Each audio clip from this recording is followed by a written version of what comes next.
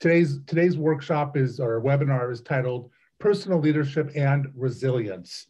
And for some of you who have done my work before or participated in my webinars or classes in the past, you'll notice that this has a lot to do with emotional intelligence. And I'm going to explain that in a moment as well. So the mission of Black Diamond Leadership is to create high-performance organizations that enrich human life and achieve extraordinary business results. The mission is to build thriving organizations by uplifting employees through growth and development, improved communication, and meaningful work. So some of the things that we do at Black Diamond Leadership is we have programs and workshops, and you're getting a little tiny glimpse into the Personal Leadership and Resilience program. And then we have Leadership Lab. Leadership 101 is more for high-level leadership. Leadership 201 is how to lead teams. And then we have a program that encourages high-performance teamwork. And then also one called the Trust Factor, a very intense and deep program about how to build trusting relationships. And we provide coaching, both leadership and executive, and also mastermind groups. So just some unsolicited quotes that I got recently. I'm working with a large pharma company, and we were on a roundtable, and three of the people there shared the following: there was no doubt that improving my emotional intelligence had made me a much better leader. A member of the team pointed out that there was a spelling mistake on my PowerPoint presentation.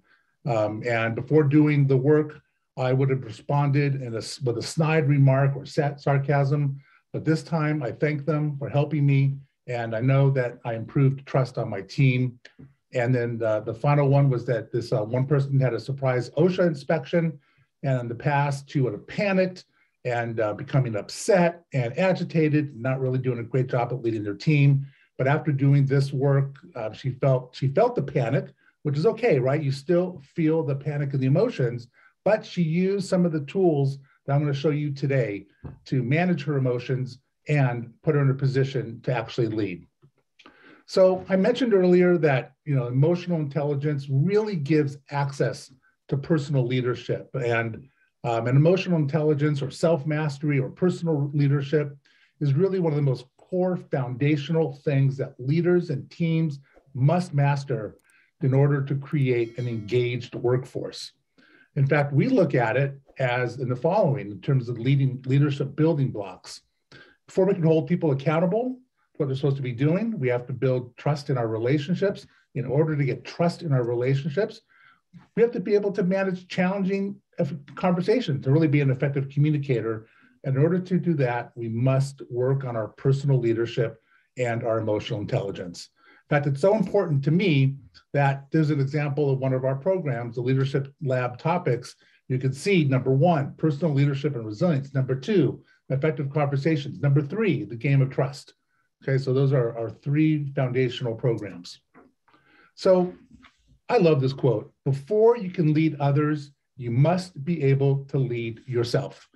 And this is something that really hit me about 6 months ago when I was thinking about how really does emotional intelligence come into the world of leadership? Like, we know it's important, right? Everybody does studies around it. We know that if you have a high degree of emotional intelligence, you'll move up faster in companies. You'll be more successful. You'll make more money.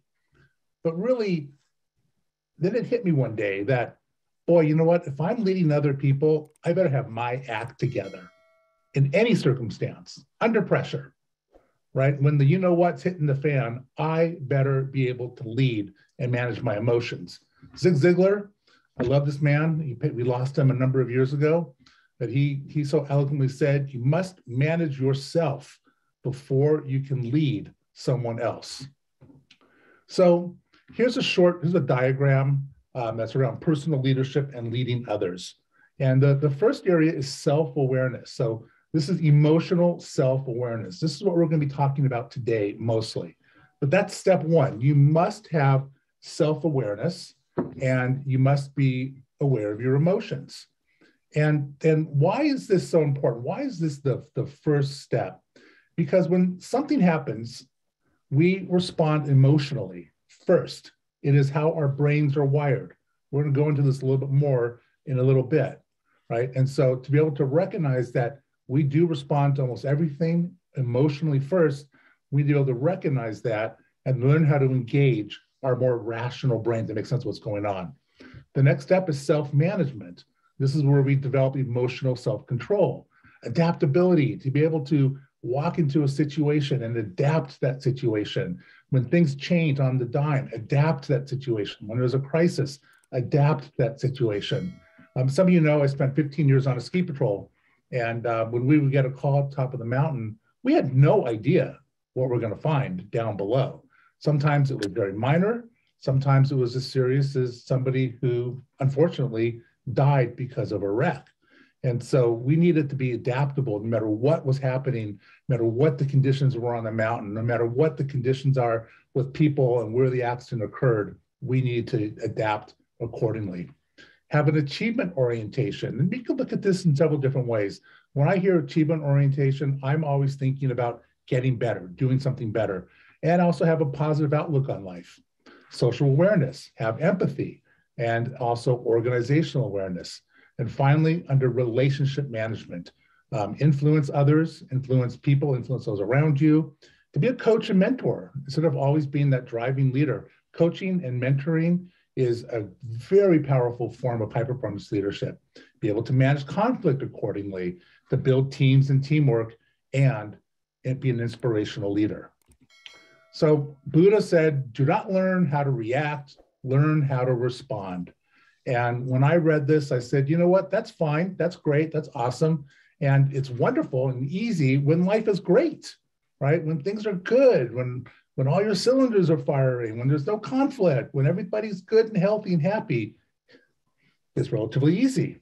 But when we face adversities, it gets more difficult, right? It's harder to only respond and not react to things. When the work gets piled up or we don't know what to do, we get frustrated and we don't necessarily respond, we begin to react to that situation. You know, you may get an email from your boss or from somebody else, and it might just say, come and see me, right? Well, you don't know what that means. And so you begin to use your imagination and you interpret what's going on. This is actually a real life situation. Many years ago, I was working for a company for a couple of years, and I get an email from my boss to come see him the next day. And for 24 hours, I was a wreck. He's going to fire me. I'm not doing well, blah, blah, blah, blah. And when I walked into his office, he said, I just wanted to let you know that you're doing a great job. Welcome to our team, right? But it could be an upsetting moment. You could have a conversation with somebody, and that conversation could be very upsetting or challenging. Or you could find yourself being at the source of blame for failure on a team or failure around a project or failure around some situation. Like, man, when you're running late, well, especially if you live in a big city, that can be very upsetting. Another great area to look at when we look at things that are really emotionally upsetting is when we travel, cancel flights. Even if your child brings home a report card that's not satisfactory, can trigger that emotional event. So we are going to call these situations events, or we also use the word key moments. And in some ways, we use these interchangeably, right? But for now, call these events. Here's the thing. I mentioned earlier, and we're going to, again, do a little more work in this area. I mentioned earlier that when something happens, we respond emotionally first. And the goal is to use our rational brain to make sense of what's going on. Now, if you believe something is happening, like I did with that email, for example, your mind is going to respond as if it is real, right? If you're walking down a trail in the mountains and you think there's a bear in the woods, whether you see the bear or not, whether you imagine the bear being there or not, your body is going to begin to prepare itself to respond. And we call this the amygdala hijack. The amygdala is a small part of our brain that is really there to engage that fight or flight mechanism to survive, so we can survive. The amygdala can get triggered in a conversation with somebody that you feel threatened by, or again, that email from the boss, whatever it might be. If you start to imagine that you're under threat of some sort because of that, at some level, the amygdala is going to be engaged. When the amygdala is engaged, certain things happen. Some of these things you're probably familiar with, right? You can't see your own pupils dilating, but that does happen. You might feel like you have a dry mouth, faster breathing, your heart is pounding, your muscles are tensing up, slow digestion, you can't really see that, but it's happening. You may get sweaty palms, right? So all these things begin to happen when we're in a situation which is threatening, whether it's something very minor or something very, very big. When we're in this situation, we get into tunnel vision, right? We get really focused, hyper-focused, one direction, no options, get me out of here. Let me fight this, right? Sometimes you respond like, Rambo and the Hulk, right? You turn into Rambo. And other times, all you want to do is flee, okay? You want to get out of there. And I'm talking, what the pictures I showed you now are more physical, but there's also emotional means of responding like Rambo, getting really angry and counterattacking verbally.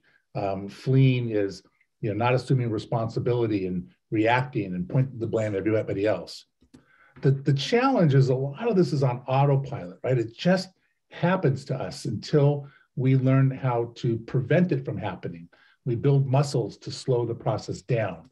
So remember that amygdala is automatic. It is there, we all have it, and it is there to serve us, to help us survive, to get us out of danger.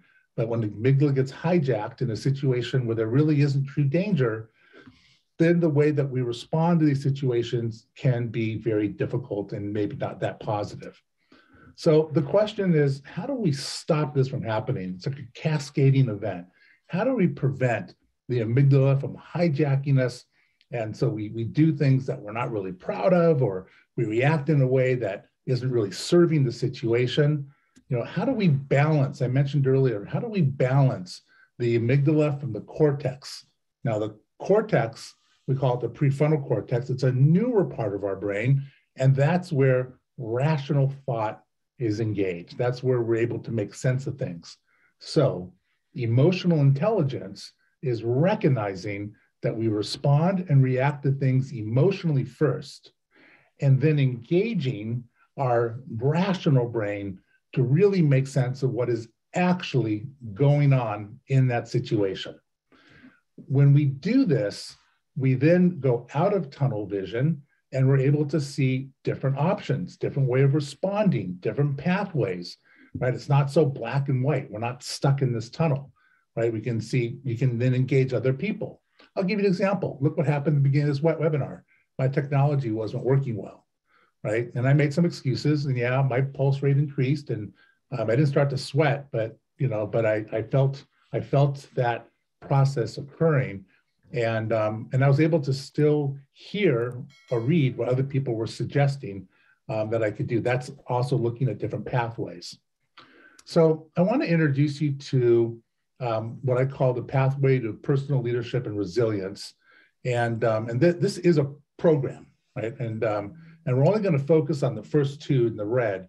The blues are all different workshops. They're all workshops, right? We definitely don't have time to go into the other ones. So we're just going to do a little bit of work today inside of the integrity model and conquer your key moments. So step one is what we call the integrity model.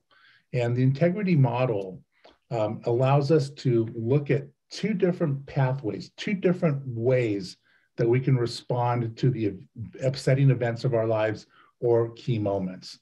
On the right side of your screen, you see the pathway of survival. And when you're in survival mode, or you constantly go into survival mode, there's a good chance that you're lacking purpose and vision for your life. Many years ago, when I was much younger, I hadn't realized that one of my purposes in life was to try to leave every single person that I encountered better in some way. It might be tiny and it might be huge, but some way, even if it's just a smile or a warm handshake. And so that informs me how I'm going to respond to most situations in my life. When you're in the pathway of survival, you're reacting from fear. You're resisting reality, and you disown any responsibility for what's going on. We jump over to the other side of the screen. We look at the pathway of self-mastery. We are constantly clarifying our vision and purpose. We act with integrity. We embrace reality, and we exercise responsibility. The third program is Embrace Reality, which is a very powerful program because if we don't embrace reality, we are not living in the present, right? We're living in the past or somewhere in the future, but we're not being present right now. So when a key moment or an event occurs, we experience that through paradigm, right? And a paradigm is really nothing more than a set of filters, if you will, that we experience life through.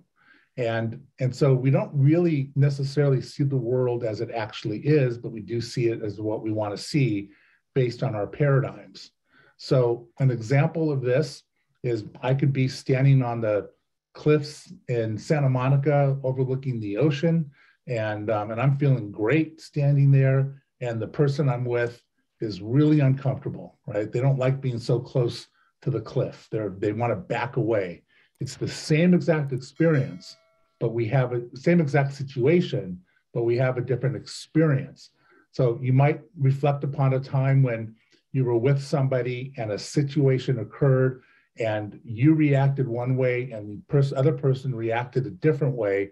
That's because of the experience, the messaging, the things that we tell ourselves, our core beliefs are different because they're made up of how we were raised, where are we from, what are our religious backgrounds, what are our cultural backgrounds, right? So we all have a different set of core beliefs. So this makes life pretty complicated sometimes, right? When we're all different and yet we need to work together, interact with each other, and we may not necessarily hear things from the other person accurately, and they may not hear what we're saying accurately because of these things called paradigms. So because of paradigms, because of our backgrounds, when we communicate with people, we're constantly encoding a message and decoding a message, right? Now, I'm hoping that when I say something to you, that you're decoding it in the way that I want you to, right? So you understand what I'm saying and vice versa. And so we take our backgrounds, we take our paradigms, we take our core beliefs, we take encoding and decoding messages, then we take perspectives, right? That even though we might be looking at the same thing, we may have different perspectives about what it actually is. And this is commonplace. So I want to share a quote with you from a guy named E.F. Schumacher. And he said, we tend to see ourselves primarily in the light of our intentions, which are invisible to others, while we see others mainly in the light of their actions, which are visible to us. We have a situation in which misunderstanding and injustice are the order of the day. Okay, so what do we do? What do we do? Well, part of the integrity model is understanding that we have these paradigms. It's learning that we see things differently, and then it's bridging the gap between what's actually occurring in the external world and our inner experience, and that is our paradigms, how we see the world. So when we can match those things up, then we call that winning the inner victory. Let's move on to step 2, called Conquer Your Key Moments. Now, out of the 8 modules that are part of this program, this is by far, I think, the most powerful program. And I'm going to check my time here real fast because I got a story to tell. I'm going to share a story about emotional intelligence and conquer your key moments that happened to me many years ago. I mentioned that I used to produce live meetings and events for large companies, and there was a lot of pressure, right? We were doing all the pre-work, the video work, all the design work. We did the AV work on site. We did the set design, everything that was happening on the stage and in and around the room, my company was responsible for. And one day we, actually, this is significant. After I started building Black Diamond Leadership and developing the curriculum and licensing other curriculum to round out what we have, I actually won a contract to produce the single largest meeting I'd ever produced before, way outside my comfort zone. Well, I decided I was going to use everything that I've learned, including emotional intelligence, and see if I could build a high-performance team. So what did I do? I went and I hired 5 people who were my leads, my most senior leads, and they all had their area of accountability. First thing that happened is the technical director asked me, since he's responsible for all the AV and the crew, he wants to hire his own people, his own company. And that was a big gulp for me because I'd always done that. And as we're getting the meeting set up, it takes 3 days to load in. We're doing rehearsals. There's pyro, the box explodes open, and the CEO comes out. And it all worked great during the dress rehearsal. It all worked great for the fire marshal. And as you probably guessed, it didn't work so great for the actual meeting. He came out of the box opened up, there was sound effects, but there was no pyro. And I was livid.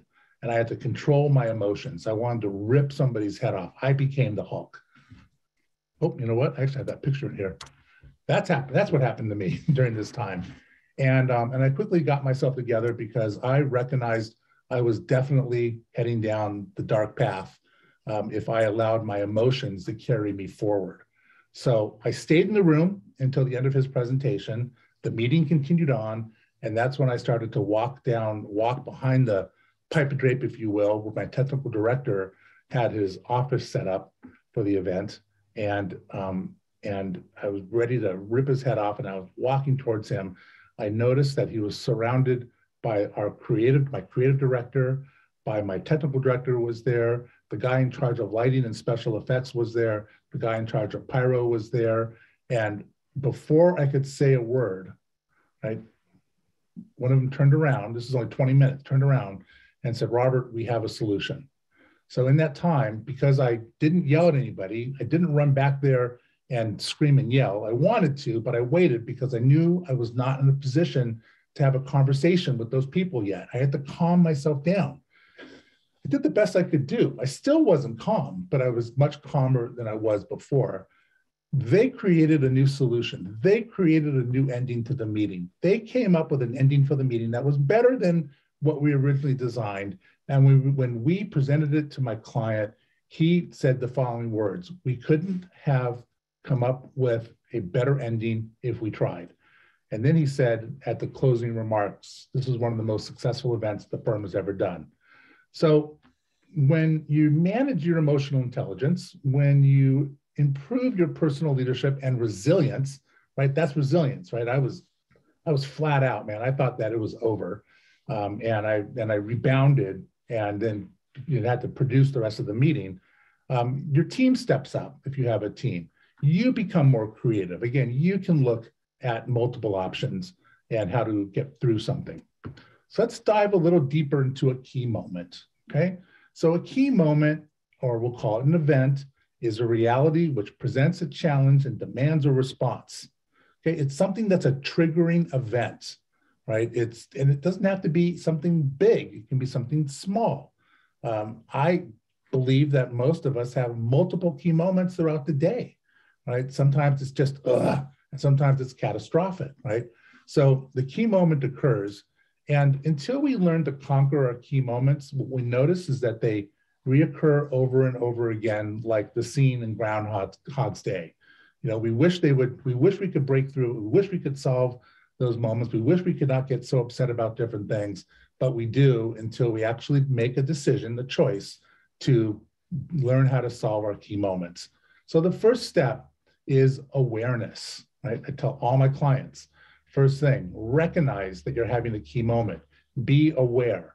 And when you generate awareness, that again is the first step. And when you become aware of what's going on, you are able to be fully present in the situation. You can see reality much more clearly. You can then look at multiple choices. You can make decisions based on the past. You can make decisions based on the present, and you can respond versus react to situations. So we're going to take a little dive into the what I call the key moment response chain. And I know there are people on here who have done work with me already. You're going to see some changes to the response chain that we made over the last couple of weeks to improve the process. So the key moment response chain, it's a model. It's a model that I use in coaching. It's a model that we use when we're doing deep development work, because when we're doing this work, oftentimes we're triggering key moments. And every key moment is an opportunity to learn and grow.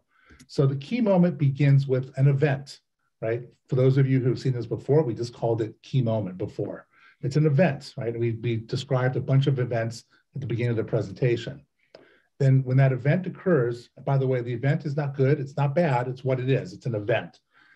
We experience that through our paradigm, and based on how we're experiencing it through our paradigms, we have thoughts about it. This is another change, right? We used to have meaning here. We have thoughts. We have certain thoughts about what happened. And whatever thoughts we happen to have then generate our feelings and how we emotionally respond to something. And our feelings are both physiological and emotional feelings. Based on our feelings, we take actions or behavior. We do certain things, right? So like in the scenario that I shared with you in that meeting, I wanted to rip somebody's head off, right? That would not have been good, right? So that's the action I wanted to take. Depending on how you respond to your key moment, you're either going down the pathway of survival, which, this is also new, which generates results, right? It always generates results of some sort. Usually they're not going to be great results when you're going down the pathway of survival. But we begin to tie the event to how we respond to the event, and then the results that we generate from that event, this becomes a lot more meaningful. The other option is down the pathway of self-mastery, where we embrace reality. We learn from our mistakes. We're curious about how we can improve our emotional intelligence. And from that, we also generate results. And when we are able to take a scenario and then go back to thoughts, because you're not going to change the event, right? The event is what it is. Paradigm, it's a whole nother area we're not going to get into right now, but thoughts. So I could think, and that's my situation, right? I'm in the back of the room and the pyro doesn't go off. My thoughts were, oh my God, the CEO is going to be really mad at me. We'll never work for him again. I stepped out on the skinny branches and everything was horrible. It's horrible, right? It's over. That's it, right? And my feelings were anger, hostility, fear, sadness. My actions that I wanted to take, rip somebody's head off, yell at my team. If I did that, then that's survival, right? I'm reacting, I'm not responding, I'm blaming other people. And the results would have been probably not a great solution like they had, but I also would have destroyed the teamwork and the team building that I spent 3 days, actually 6 months building with this team. It would have gone out the window. If I look at that and change my thoughts, okay, it happens, things go wrong, that's fine. Let me get with my team, let's come up with a solution, right? So those are my thoughts. My feelings are, yeah, I might be still upset, but there's more hope and optimism. My action is to go meet with my team and say, hey guys, okay, we had a bad thing go on. What can we do? What solutions can we provide to our client? And that's self-mastery. And then the results were, I built a much better team and my client was amazed at how quickly we can respond to bad situations. Here's what I want you to understand, okay? If you're going down the pathway of survival, results typically tee up new events or new key moments. And that's where we kind of feel like we get stuck in a circular motion here. So when a key moment occurs or that event occurs, we have a lot of automatic thoughts. And our thoughts in the moment are unconscious. Number one, we're just reacting in the moment. They're spontaneous. They're coming up right away. They're usually negative, but they're believable. We believe it, and they're irrational, right? They contain what I call distortions of logic. We're not seeing things clearly. I see a question. Let me see what it is. Okay, let me see. It's there. Let me go to chat. Okay. Okay. Somebody just said they can't see me, and thank you for letting me know. We're just going forward with this because I couldn't get it to fix. Couldn't fix it. So we have these distortions in our reasoning, right? We don't see things clearly, and the distortions in our logic. There's a couple of them that we're just going to touch upon today briefly. So again, something happens, the event occurs, and we have automatic thoughts around it. And oftentimes our automatic thoughts are colored by or influenced by common distortions of logic that we all engage in, okay? So the first distortion of logic is black and white thinking. It's either this or it's that. It's not, there's no gray, right? We're in tunnel vision. It's one or the other. And we use black and white thinking because one of the goals of self-mastery is to be able to get out of that black and white thinking and look in the gray, right? Look for those options. The other one is overgeneralizing, right? Oh my God, I did it, right? I said, oh my God, this is the worst thing ever. They'll never hire us again, right? Or gosh, yeah, actually overgeneralizing was, look, I stepped out on the skinny branches, took a risk, and it didn't work. Catastrophizing is the first thing that I said. Oh my God, this is the most horrible thing in the whole world. The event is ruined. I'm ruined. My business is ruined. By the way, there were 500 people in the room, and there were a total of 15, maybe 20 that even knew there were supposed to be pyrotechniques in the opening. Mind reading, right? This is a good one. We do this a lot, especially in our personal relationships. We actually believe we know what the other person is thinking, right? And then we do fortune telling. So we already know how things are going to turn out. We already put it into the space that this presentation or this meeting or whatever it might be that's going to happen in the future is going to turn out poorly. We label people and we personalize things as well. So what we do, the work that we do is we look at the event, we look at the thoughts that we have, and then we look at the action that we took. And then we identify what potential distortion of logic are we engaged in. And then we identify that, we then look at the new meaning that could be generated because of the distortion of logic, right? So the pyro doesn't go off, horrible thoughts, it's horrible, it's going to be over, it's catastrophizing, right? The meaning is I suck at what I do and I shouldn't be doing this, right? That's really not good. But if we remove the catastrophizing or the overgeneralizing, now I can look at it and say, okay, the pyro didn't go off. I am resourceful. I know what to do. I'm going to go engage my team, right? And so now I realize I can move forward. I can make something happen. We do a lot of work in this area, and especially in ongoing coaching, we constantly identify what potential distortions of logic we're using. I was coaching an executive, and this person wanted to schedule a meeting with somebody that were 2 or 3 levels above this person to ask for a promotion. And when we were talking about it, this person started talking, saying, well, they don't know who I am. They don't want to hear from me, all these different things. And I just smiled at this person. And I said, what distortions of logic are you engaged in right now? And she said, oh, well, I'm mind reading, I'm fortune telling, and I'm personalizing. Oh, great. Now, how do you see the situation differently if you remove those? And her perspective changed completely and gave this person the courage to go ahead and make the phone call or have the meeting. And down the road later on, because of that meeting, this person got the promotion that she wanted. That's how we use this work in real time. So remember this response chain, right? It starts with the event.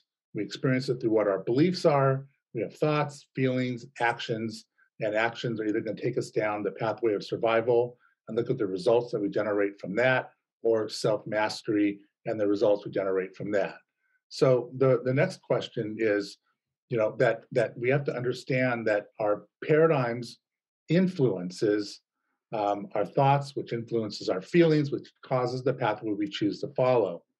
And the pathway that we choose to follow can set up new and similar key moments in the future. So now we're going to talk about what do we do. Okay? We understand this pathway. We understand that we make certain choices. We understand that this, by the way, this stuff happens so fast, right? I mean, all of a sudden something happens and you're off and running one way or the other. So we call this next thing I'm going to share with you a personal power and growth. It's an opportunity to grow. That's called the moment of choice. And this is where we recognize what's going on. We're aware of what's happening. We're present in the moment, right? We're not living in the past. We're not living in the future. We recognize that we're having a key moment and we interrupt the process. We literally interrupt the process. And I have countless stories of how this has been used by my clients and also myself, where something happened and I had a key moment, and at some point, usually I can always tell at feelings, right? If I'm really mad about something, I'm having a key moment. And then I can literally interrupt it and say, wait a minute, I don't really want to feel this way. The way I'm looking at it is incorrect. Right? I experience it through a paradigm. By the way, a lot of these core beliefs that we experience this through are things that happened to us when we were children, right? And so they just kind of keep reliving them over and over again. And so we engage this moment of choice. And as you practice this and get better at this, your ability to engage the moment of choice gets faster and faster and faster, right? So I have multiple key moments, and I know I'm having one, but it doesn't stop me, it doesn't prevent me. I don't even pause anymore. I just choose to shift and keep going, right? And so as you do this work and as you go down the pathway of self-mastery, you can also begin to hopefully turn down the volume of some of your core beliefs, right? Like I had a core belief when I was a little boy. My sister used to yell at me and tell me I was found in the trash can and nobody wanted me. And believe me, that set up a very powerful core belief that is still with me today. It is still with me today. And when something happens, I recognize that immediately. However, this is a big however, the volume gets turned down so low that almost all the time, it doesn't stop me, it doesn't impact me. But there are times when it still does, right? So I have more growth, more learning to do, and how to master this, continuing mastering this technology. So so in order to get to this point, we have to look at something called the principle of intent, and it is the key to overcoming our key moments. And there's two principles of intent. The first principle of intent is the intent to protect. Okay, it is blaming. It is pointing the finger over there. It is disowning responsibility. It's ignoring reality, and it's being a victim. Right. So you can see that going down the intent to protect is going down the pathway of survival. The other is the intent to grow. Right, where we learn from what's going on. We embrace reality. We assume responsibility. We assume responsibility for everything, even if it wasn't directly our fault. Um, in the Embrace Reality workshop, I sometimes will bring up a scenario where I'll say, let's pretend that we're driving down the street and you're going through an intersection. You have a green light, and another car runs the red light, T-bones you, and you're in an accident. How is that your responsibility? You know, and people get really mad. Oh, it wasn't my responsibility. The guy T-boned me. And then they say, well, maybe I could have paid attention more or looked. Right? No, you could have, of course, but that's not where we're going, because the event was getting T-boned. Right? That was the event. Right? It's not good. It's not bad. It's what happened. Where you can assume responsibility is how you respond to the event, what you make that event mean, how you deal with people around you. Right? That's what we're looking at in terms of responding. So in reality, the question you have to ask yourself is, do you have a fixed mindset or do you have a growth mindset? And if you have a fixed mindset, it's important, it's critical if you want to improve your personal leadership and resilience to shift into a growth mindset. And the simplest way I could suggest that you do that is just start to notice when you're having key moments. Just start to notice what you're making them mean. Just start to notice that you're getting triggered easily in certain areas and start looking for some commonalities. So, the truth of the matter is that, you know, when we're in our comfort zone, we don't grow. And when we step out of our comfort zone, that's where success happens. That's where we begin to grow. That's where we can challenge our key moments and learn more about the response chain and what our beliefs are, and learn how to engage that moment of choice. So the first step, which we're not going to do today, is to start looking at your paradigm. How do you see the world? Based on how you see the world, what are those lenses? And are those lenses correct? So my paradigm, one of my paradigms is I was found in the trash can and nobody wants me, right?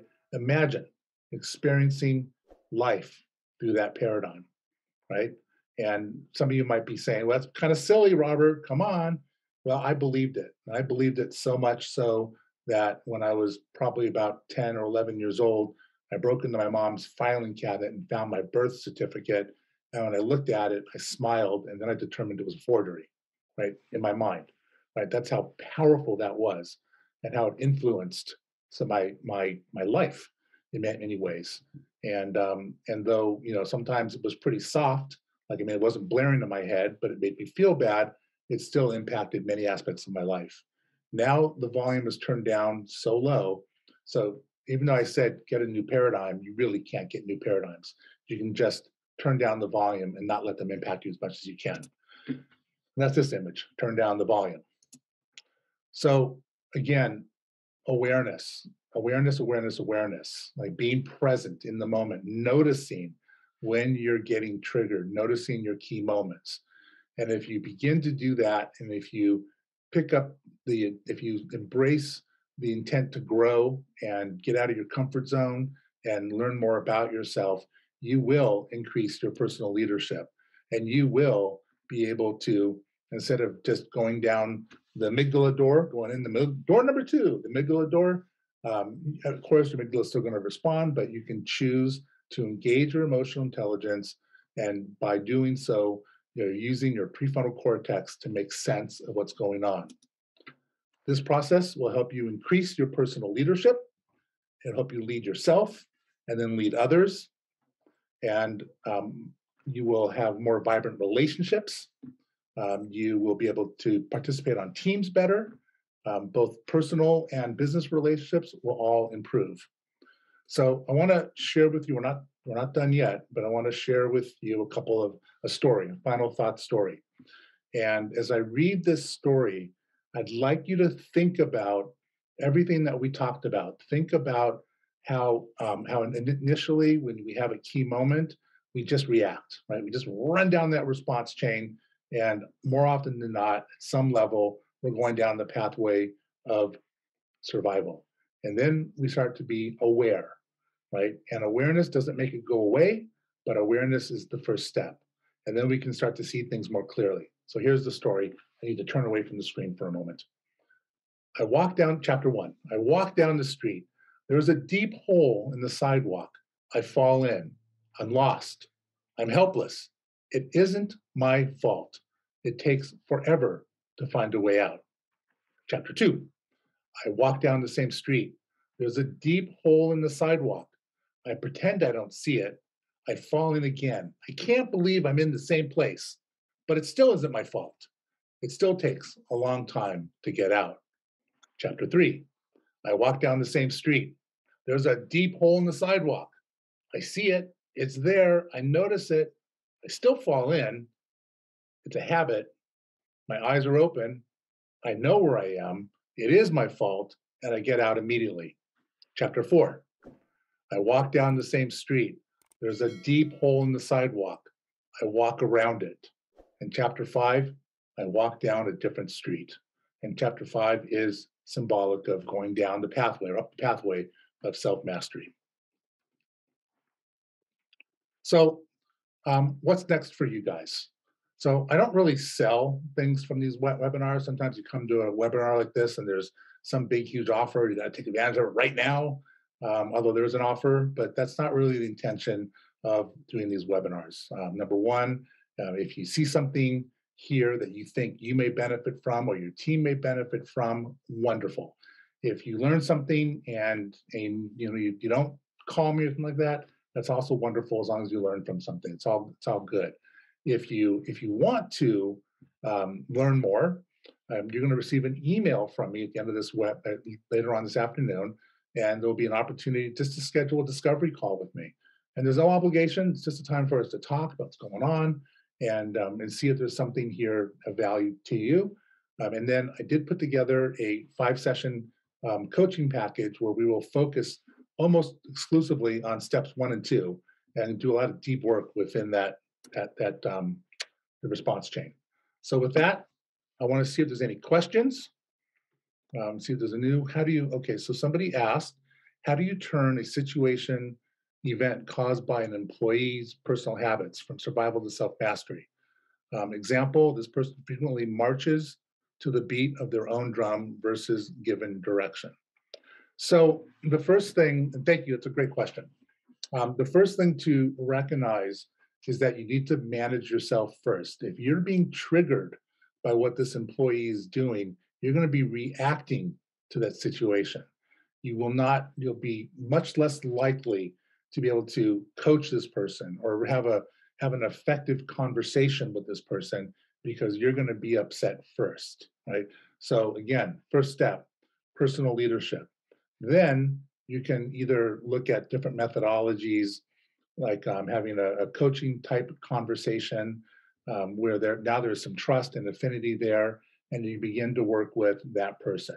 But again, I'm going to say it again. The first step is first to manage how you're going to respond to that situation.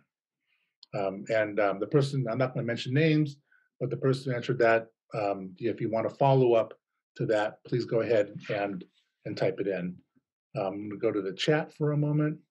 Oh, thank you. I got once again, home run. Really appreciate that. By the way, I'd love to hear your feedback, both positive and especially negative. Now, you don't have to address the beginning part where the technology didn't work.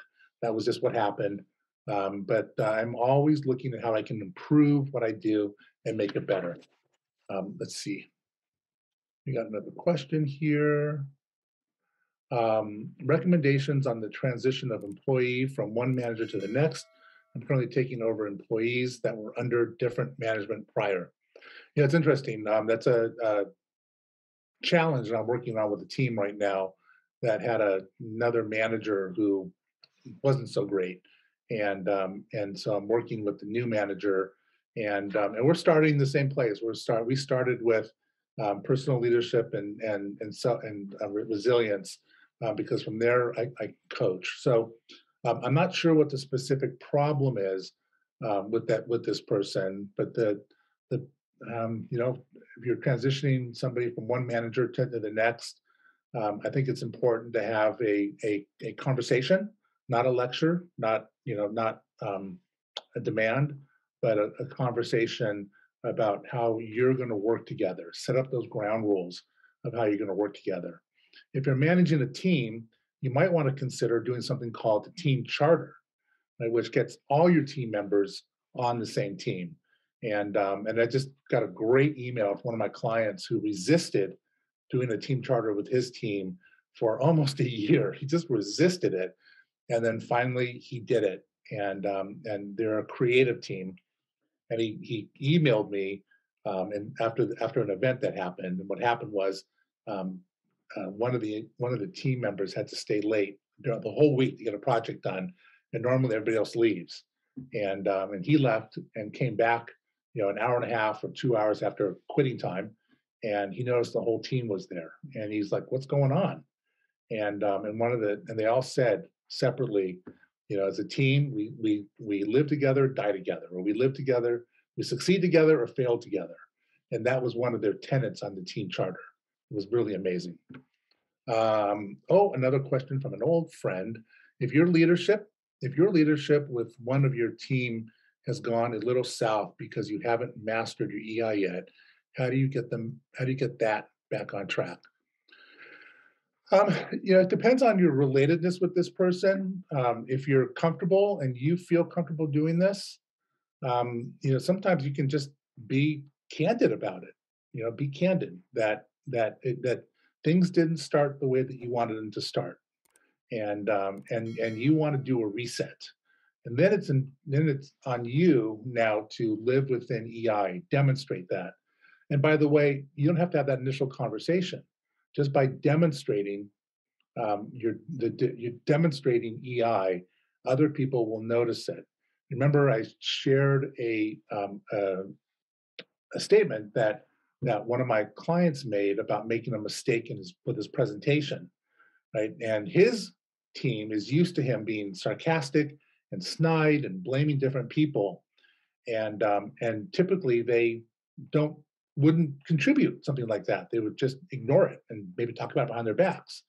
But the fact that somebody spoke up meant that over the last 3 months, he changed his behavior. He was embracing emotional intelligence, and he embraced it to the point where something different happened. A team member raised their hand and pointed out that he had 2 typos in his presentation, right? That was a huge shift on this team, right? Huge shift. So I hope that helps. Um, so that's okay. So that's also your issue. What's a team charter? So a team charter it's a document actually that you create with the team. You don't do it yourself. You do it with the team, and the more that you can have them fill in the blanks, if you will, the better your charter will be.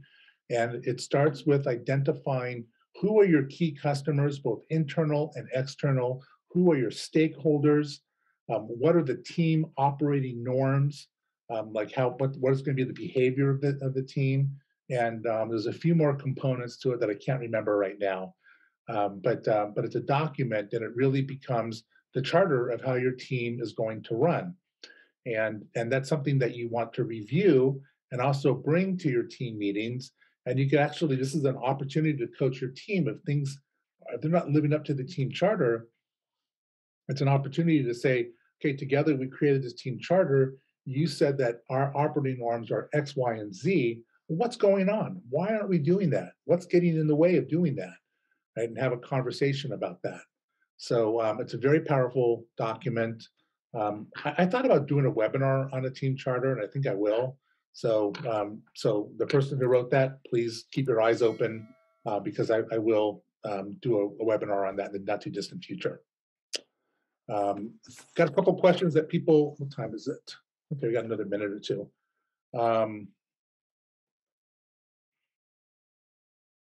Okay, well, actually, there's not really questions. Oh, how does a manager measure EQ growth in their team?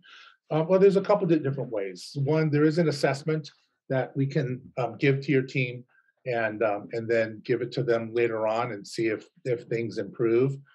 Really, the best thing though is you'll start to notice behavioral changes. You'll start to notice that that there's more relatedness on the team. The teamwork improves, and you will notice your relationship shifting with your employees. So let me address one other thing, because I know somebody who's here today has had a couple of members on their team that just were impossible, impossible. Like, I mean, I don't know if even somebody, somebody with my skill set could turn that around. And in those situations, the important part is to not let that person drag you down the pathway of survival. Right. So that's why we go back to personal leadership. Don't allow other people to drag you down the pathway of survival where you begin to be more resentful, where you don't want to show up to work, where you have a loss of energy, where you have a loss of power. Right. You can't change everybody. Right. In fact, you can't change very many people. People have to want to change. Right. They have to see benefit for themselves. And unfortunately, there are people who are a long way away from seeing benefit for themselves. So, that's why, again, I know I sound like I'm beating this in, that's why actually we name this personal leadership and resilience, right? So use this technology that when you have that type of employee or that type of manager, right, or that type of culture in an organization, that's the resilient part, right? That's bouncing back. And when you engage personal leadership and resilience, you'll be in a better position to also make choices. So I think that's it. It is high noon. So I'm going to bring this to a close unless there's some more questions. Again, thank you so much for participating.